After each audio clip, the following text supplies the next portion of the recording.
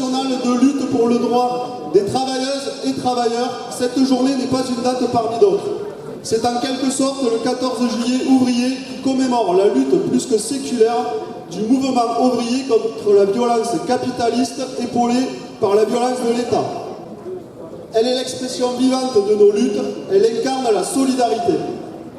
Elle symbolise la dignité de tous, celles et ceux qui œuvrent chaque jour pour faire vivre notre société.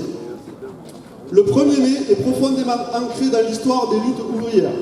En France, il est devenu un jour férié, chômé et payé en 1948, mais cette conquête sociale est le fruit de combats souvent tragiques.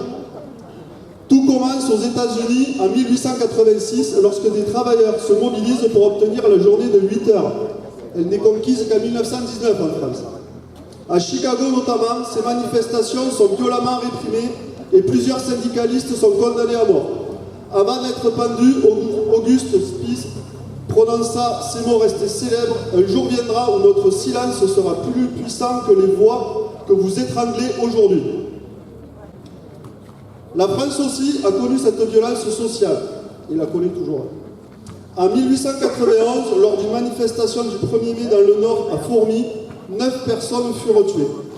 Se remémorer cette histoire est essentiel, car elle nous rappelle que les droits dont nous bénéficions aujourd'hui n'ont jamais été accordés spontanément. Ils ont été arrachés par la mobilisation collective et sont encore à défendre aujourd'hui. Au moment où nous fêtons les 90 ans des congés payés, il faut nous mobiliser pour en gagner de nouveaux. N'hésitons jamais à marteler cette réalité à celles et ceux qui seraient tentés de céder au chant des sirènes.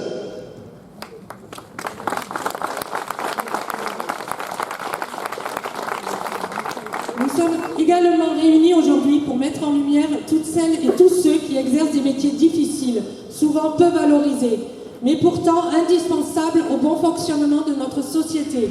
Les personnels de santé, les aides à domicile, les AESH pour lesquels nous exigeons un véritable statut et un salaire décent, les ouvriers du bâtiment, les agriculteurs, les chauffeurs et tant d'autres encore comme les salariés d'Actigroup à Aulnay-Château en grève depuis mardi pour l'amélioration des conditions de travail et contre la répression.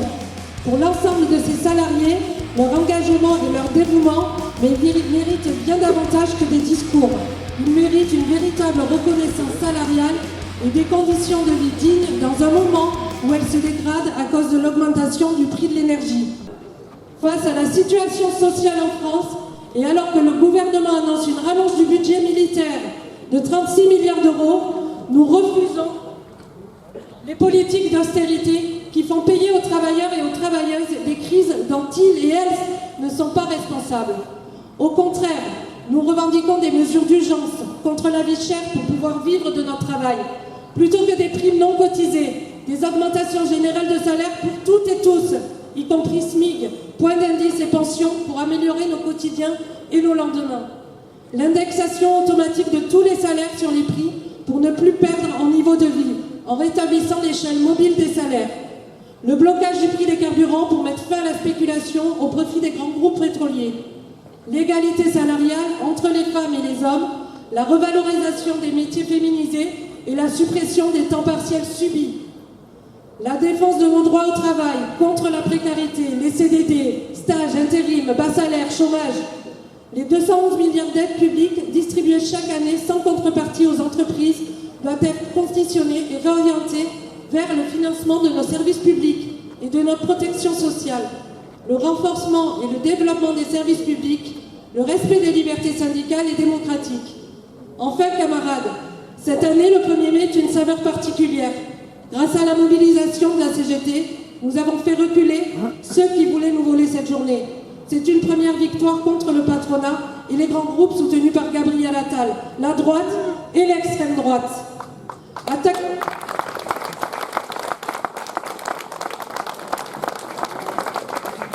le 1er mai, c'est attaquer frontalement les travailleuses et les travailleurs. Nous refusons que cette journée, symbole de la lutte sociale et des conquêtes ouvrières, soit vidée de son sens. Plus que jamais, ce 1er mai doit rester férié, chômé et payé. Et une journée de mobilisation, de solidarité et d'espoir.